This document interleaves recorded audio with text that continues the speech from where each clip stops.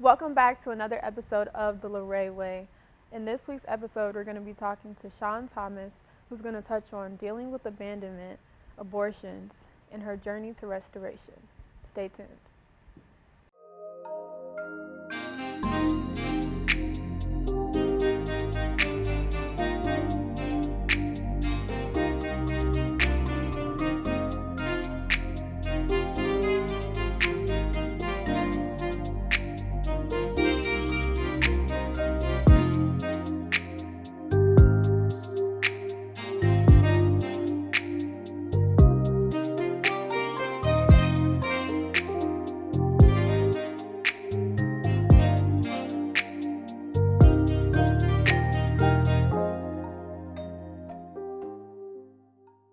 Welcome, Shon, to the Larae Way. I'm so excited to have you here. Oh, thank you, Larae Way. I am excited to be here. I know, and I'm so excited for you to share your testimony because we already know what's going on, but I want everybody else to know what you've been through and the story that you have to share with everybody. It's so powerful. Thank you. Okay. And so we're just going to jump right into the interview and... Whenever you're ready. Yes. And so I know a lot of what you went through kind of stemmed from the relationship you had with your father. What did that relationship look like? So my father was a in and out type of dad. So he was one of those dads that would come around for a second and get me all geeked up and hyped up, and then he would just abandon me as if he never knew me. And then he might come around again, and it was never that closeness there. It was never, and I think that sometimes, but with me having children, I would have rather for him to be either in, all the way in, or all the way out. But because he chose to do kind of both, it just brought me into a place as I grew up as an adult, as kind of being abandoned. Today I'm here with... I'm Audra. And my question for you is, how would you describe the feeling of rejection? Ooh, that's a tough question. I feel like it's being vulnerable with yourself and like understanding that there could be multiple reasons for it, but really it's, you take it as, for me personally, I would just be like, well, I don't need that person in my life then, and I'm better off doing my own thing. So That's a good answer. I love that. Thank you so much. Zach, like a pain in your chest. Arden? Kind of sucks. It just kind of feels like this emptiness inside, and you just don't want to feel that way, but it happens and you have to get over it. And you said you carried the spirit of rejection and abandonment for years, and that affected you like in your relationship with other men. Oh my goodness, yes. So I always felt like I was convenient for him on his time, but maybe that wasn't the case. Maybe he just didn't know how to treat me as his daughter that was outside of his marriage. And so it really turned into rejection, abandonment, a discord with that male and female relationship. And what it did to me was it really put me into a place where I would look for him in different men. Yeah. And looking for him in different men that you would never find him because you didn't really know him. I didn't know him as my, as a father or as a daughter should know her daddy. And so, just dating different men, trying to find the qualities of a safe haven, because we read about the qualities of what a father should have, right? Yeah. And so it would be like your safe haven, your provider, your protector. And so because I never really had that with the male, my mother was the bomb. She did the best that she could. I knew that she loved me. But my dad, I almost used to try to think of what I could do better to make him stay around. And that boiled over into my young adult life. And so I hear what you're saying. You said that you felt like you had to almost please your father in order for him to stick around in your life. Yes. And that later on turned into you wanting to please whoever you were with in a romantic relationship. How did you go about trying to please them? Like, what did that look like for you? So trying to please a male You would think, because most male from the hood, because I was raised up kind of in a neighborhood where you would see on TV like Boys the Hood or something like that. So it would be sex. Sex, you would think, I thought growing up as a young adult that sex would make a male stay. Yeah. It only tore me up though. But sex, it was sex. It Yeah. was just wanting them to stay around. If you give a male sex, he'll stick around. You said that the only way that you felt like a man could love you was if you gave yourself away. Yes. But also, like, did you feel like you were complacent in that? Well, I'll tell you this. Doing that, I didn't know that it was creating a hatred for myself. I would satisfy them, and I would hate me. It didn't really keep them around, so I would hate me more when they left. So I know that history that you had with men also caused some other issues where you started having abortions at the age of 24. Yes. And I just want to know, what was your thought process the first time that happened? Like, was that the first time you were ever pregnant at all? No. It was after your first child? No, it was after my second child. Okay. So,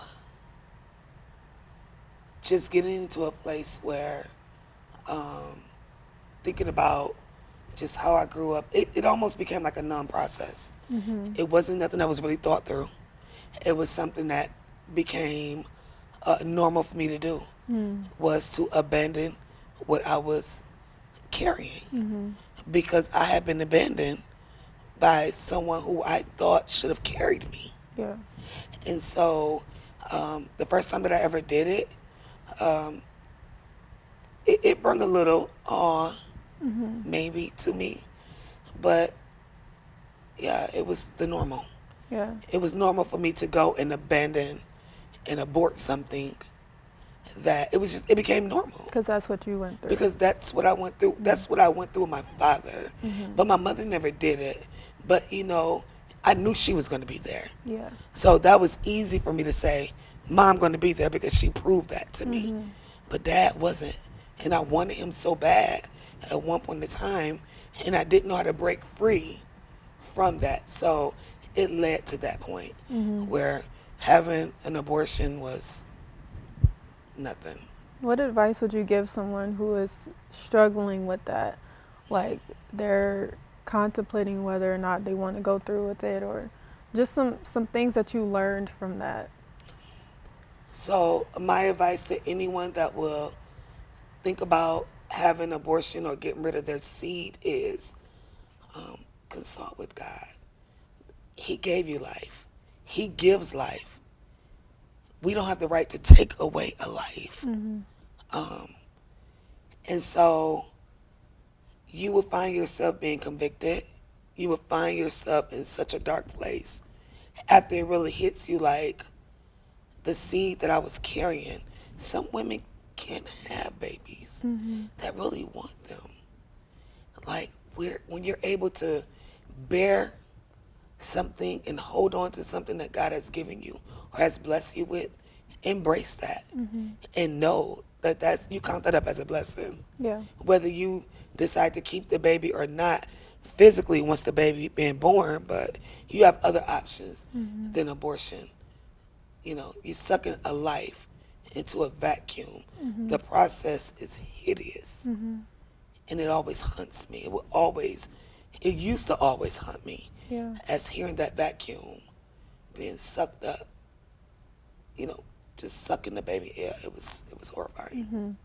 Did you experience grief during that? I know you said like it felt like it was nothing to you to kind of do that, but did you experience any level of grief, or did you kind of just pass over it? No, because I didn't know who I was when I was doing it. The identity process is so imperative. I didn't know who I was. So I was numb to it, so I didn't have any feelings. But when I tapped into the real identity of who I am, the grief process is, you have to really go through the process of allowing God to heal you and let you know that you are forgiven once you repent from that way. But yes, it hurts. It's sad. It's a pain that I would carry when it comes to seeing other mothers do it. I would carry that pain because I went through it. Yeah. So you eventually, after going through all of that, and I know you have so much more in your story, but from what we're talking about today, after that, you decided to answer God's calling on your life. I did. And I just want you to tell everybody the story because it's a crazy story.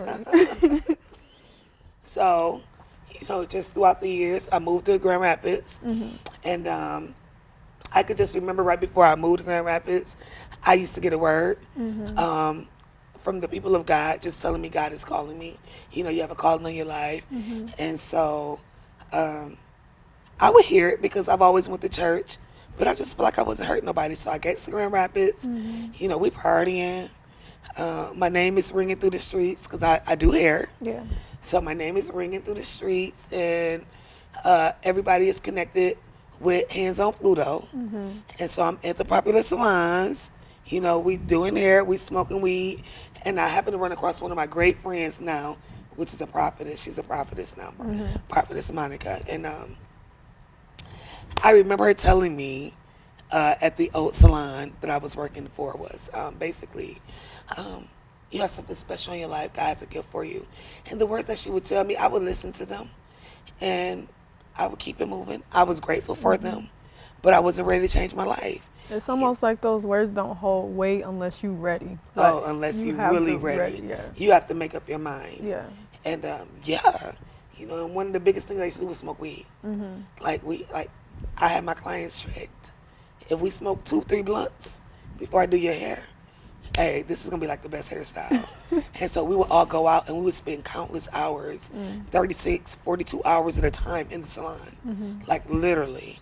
And I could just remember buying an ounce of weed that day, and just like any other normal day, we're gonna smoke and we're gonna be in the salon all day, and and so about early in the wee hours of the morning, I just remember her coming and pecking on the window. And let me remind you, she moved to Lansing. So she answered her call, she moved to Lansing and did her thing. And so she did. She came, and I'm like, what is she doing here? And she was just like, I need to talk with you. It's okay. And I came out, and I just remember her saying, God woke me up and told me that if I don't give you the word, just like he gave it to me, that the blood would be on my hands. So I'm like, oh God, what is it? I got about 4 clients in there. We is just blowing the roof off the place. You hear me? I wouldn't even let her in because the roof was being blown. And I tell you, and I knew God, it was a setup, because prior to her telling me that, my apostle, who I am with now, Apostle Kim, she had started coming to me getting her hair done. And she didn't know why she came back, because you would be in the salon like 12 to 14 hours with me. Maybe 8, okay? Let me give myself some grace. Maybe 8 hours, because I was not conscious at the time. And so she had started coming back to me. And so when my girl said, Prophetess said, he told me to tell you that it was an investment. You are an investment, and he's coming for a return. I could have took that so many different ways. Yeah. Am I gonna die? And basically he just was like, you have to make a choice. And I'm like, but girl, I'm trying to rationalize with her. Like, but what do you want? I don't do nothing. Yeah. I mean, I might get my little party on, smoke weed. I ain't hurt nobody. I ain't robbing nobody. I ain't stealing no more. Well, maybe here and there. But it wasn't like a booster type thing that I was doing. And so I'm like, I'm not doing any of those things. She said, well, I gave you the word like he gave it to me. He's not playing with you anymore. you have to choose who you're going to choose today. And I was just like, wow, okay. But it hit me a different way. That there hit me because, for one, she had to come and fix. Because sometimes we could sugarcoat the word of God. And when you sugarcoat the word of God, if he ain't told you to put a little sugar on that, why is you putting any toppings on what I said? Give it to him, straight and uncut. Not the ice cream sundae. It cuts going in Yeah. and cuts going out. It's like a two-edged sword. Take it how you want to take it.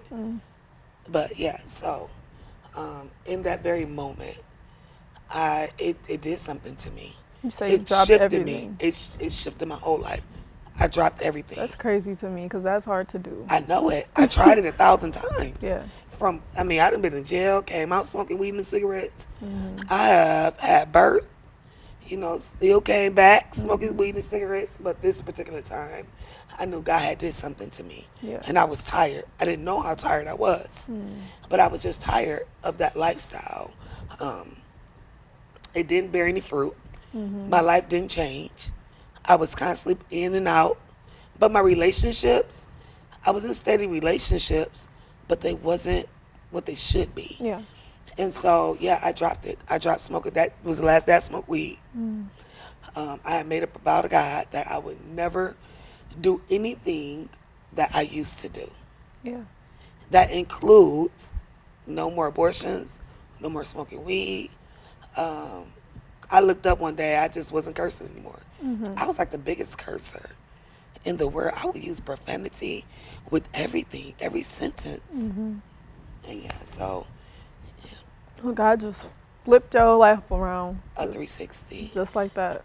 until I realized I got pregnant a month before I gave my life to Christ. I just didn't know I was pregnant, Yeah. which You led, went celibate as well. I went celibate. So I goes home, I'm like, and me and my kid's father, we had been in a relationship for, by that time, like 5 years, 6 years. And then we would go to church. Like, church was kind of the normal when we lived in Saginaw. It was the normal, so we would go to church. But this time, it wasn't about going to church. It was about having church. I was being the church. It was about being honest and serious with God. And so, yeah. So I came home. I said, listen, I'm changing my life. And he said, oh, okay. Because it was the normal for me to say that. Yeah. I said, and I'm going to be going to church. Oh, okay. No problem. And I'm going celibate. He's like, huh? Celibate? I'm like, yeah, I'm going celibate. No more having sex. And I think in that moment, he was like, yeah, she goes through these moments. So, yeah, okay. And so that was just it for me. And about a month and a half later, I found out I was pregnant. I couldn't go and have an abortion. And that was the test. It was the test. You said you wasn't going to have any more abortions. Are you going to have one? And it was like, God, I promised you I wasn't. I'm not. But can you please miscarriage this baby? Can I have a miscarriage? So every day, all day, I was going to the bathroom, looking to see if maybe the baby was miscarrying. Any little cramp, I was going to the bathroom. I began to be obsessed with the miscarriage. God, if you just let me lose this baby, you'll make it easier for me, because that means I don't have to have another abortion. I don't want another baby. And then on top of that, I think embarrassment kicked in. I'm still a baby mama. I'm not a wife. Yeah. So I end up not miscarrying. About 7-8 months, I hit the pregnancy. Everybody, including the kids in my home. Nobody knew but me and him. And so we had decided that we would give the baby up. Well, because I was adamant. And so I was in hair school. I had things going on. I was doing hair in my basement because at that time I had left my job and nobody knew. I wore a big cape every day, like a hair smock. I would wear it every day, all day. Nobody knew because I was planning on giving the baby up for adoption. That's what I decided. Like, I'm going to give the baby up for adoption. I eventually told my apostle. I confided in her. And, yeah, I called my daughter. I have an oldest daughter. That's 26 now. She was in the Army, and she had gotten married. And I lied and told her that one of my clients was pregnant. She's a great mom, but she couldn't handle no more kids. And my daughter had just lost her baby. So we were actually pregnant at the same time, which is kind of unseen in my community. Yeah. You don't see mom and daughter just pregnant. So it was such a spirit of embarrassment over me. I was so shamed. I just hated me for just even getting in this position. And how can I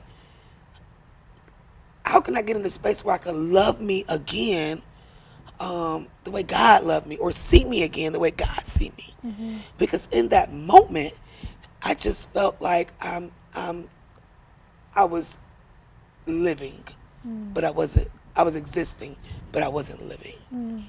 And so I had convinced my daughter to adopt the baby. She's like, oh yeah, we'll adopt them. My husband said it was okay. So I just like, yes, okay. Somebody will have her. She's not going to know who she is, because it was never intended for me to tell her that this is going to be your sister.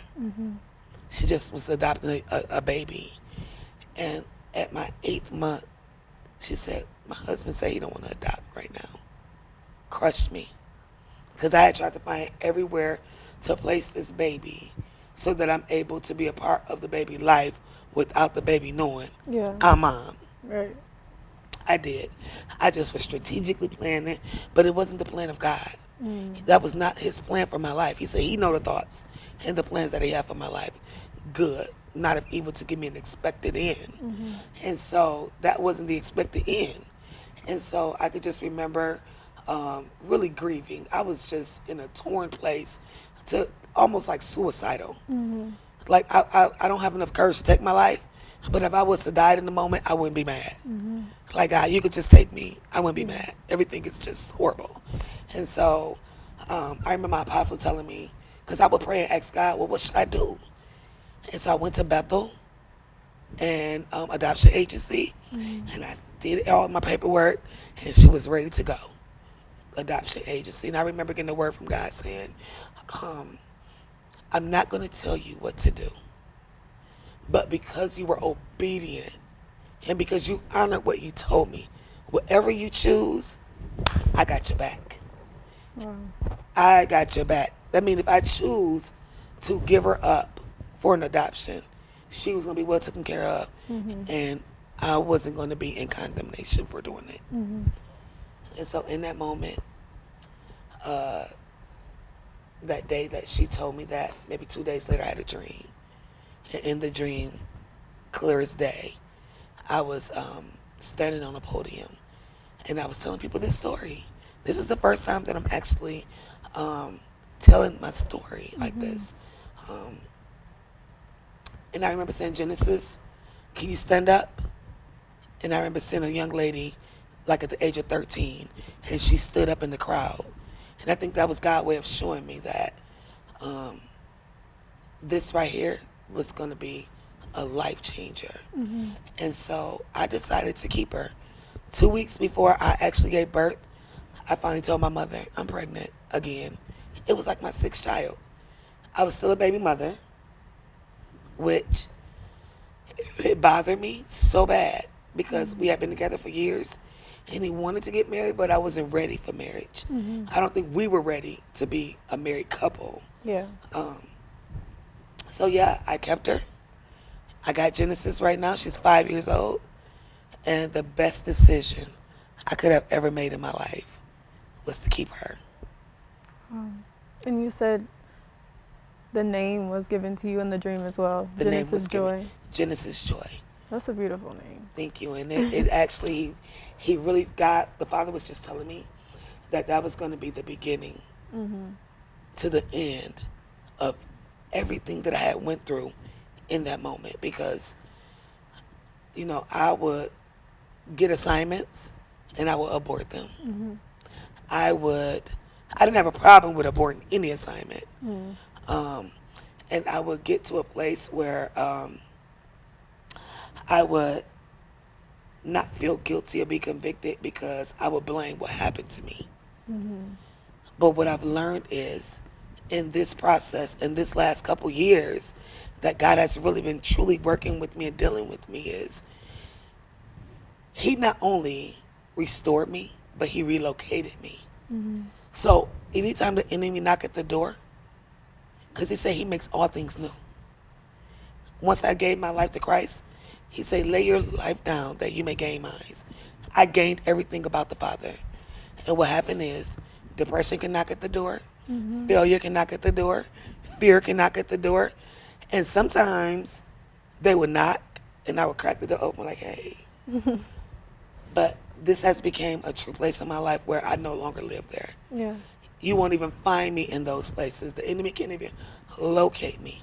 So, yeah, I am a born-again virgin. So although I have 6 kids, and although I had, abortion, I am no longer that. That cannot attach itself to me because the Father has picked me up and moved me. He has relocated me into a place of restoration. Yeah. So, yeah, today I can say that I am a woman of God who have several gifts, several ministries in her, including the Lion's Den, Yes. which is where I met your beautiful soul at, which is one of the ministries that is going to go forth. I would not be quiet about my story. Shame cannot find me. Period. Yeah, I'm no longer attached to shame. And I am a beautiful woman to God. It took me years to even look at myself in the mirror. I would put my makeup on outside of a mirror. And then would glance at the mirror to look at it just to make sure I applied it right. Because that's how much I hated who I was. But when you get into a place where you can love not who I was, but who God called me to be, and how you answer the call, you become free. Yeah. Yeah, freedom. So, what advice would you give someone who is trying to walk in freedom from what they went through? I What would does that mean? say today, learn, tap in, become acquainted with the real you, the real identity of you. Because the enemy comes to steal, kill, and destroy. And if he could snatch your identity away and learn how to look at yourself through the lens of God. Because in that moment, you will find out who you are and you begin to embrace her. And because she's so foreign to you, you have to learn who she is. I had to learn who I was. And I had to learn my weaknesses. But even in my weakness days, he is made strong within me.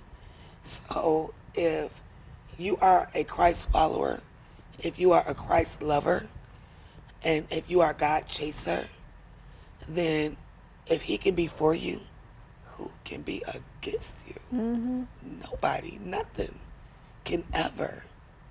So I would just say, tap into who you really are. Embrace her. And no longer attach yourself to who you was. Relocate yourself. Because when the enemy locates you, he doesn't give you an eviction notice. He keeps you there. And it's a song that says, God was just showing me a couple days before I came here, how what was meant for your bad, he could turn it for your good. It's a song that says, you abandoned me. Love don't live here anymore. But love is here. But depression, defeat, fear, they have abandoned me. And I'm okay with that. Because they don't live here anymore. But love do. And so it just turned for my good. Everything that worked against me has came together. Abandonment. Yeah, all those things can abandon me. I receive abandonment. That's good. Because, That's a word. yeah, I can receive abandonment. I can receive abortions. Yeah, I've aborted those assignments. I've aborted partying. Yeah, and so we have to just be careful even in once the Father has relocated us, we have to be careful that we don't go back to any of those places or any places that look like those. Learn how to walk in everything that the path that He's directing you on, which is the new path, which is the restoration path. Yeah. And God is so good because even though you did abort those assignments that He gave you, He's continuing to still give you more. Oh, even now. He will make all things new. Yeah. So even now, even though I dropped some of those things, He just bring them back. And He bring them back to now. He brings them back with grace. Like, you know what? I love you so much that I'm going to give you back this because I know that you're going to pass it this time. Yeah. Because sometimes we have to do our work over again. You know, we have to do it. And we have to come into a place where we have to know what we didn't do then and go even harder now. Because I was off the hook in the streets. So if I'm off the hook in the streets, I better be in the kingdom, knocking down doors, completing assignments like, oh, boom, God, this it's done, boom, boom, boom, this done. You know, I have to really get into a place where I desire to make my daddy happy. Yeah. I desire, because the daddy that he gave me to physically didn't do his job. The Father takes up for all that. Yes. And I had to learn how to really embrace his authentic, genuine love for me. And because of that love that he freely gives me, that I don't have to work anymore for it, because I thought with my physical daddy, you know, maybe if I don't say anything, maybe if I be quiet, I would, he would stay around longer. Or maybe if I learn how to do this, that, and the other. But with my spiritual daddy, I don't have to do anything but just give him a yes. Yes, Dad, I hear you. Yes, Dad, you can do this. You can transform me this way. And yeah, so I'm excited. Yes. Yeah. Thank you so much, Shon, for being willing to share your story. I know it's not easy. It's not easy at all. For everybody that's been on the show, a lot of stuff has been really heavy, and it's really brave of you to come and talk about this, because it's important to share our testimonies with people. And so I thank you so much for being on the first season of the show. Thank you so much. I truly am blessed to be connected. And no, it wasn't easy. But once again, it freed me. Yeah. So thank you for being a vessel Thank you. to the kingdom. Thanks again for watching this week's episode. Make sure to follow us on all social media platforms at The Larae Way. And if you have a story to share, send us an email at casting@thelaraeway.com or tag us in your post with the hashtag #ShareYourStory. See you next week.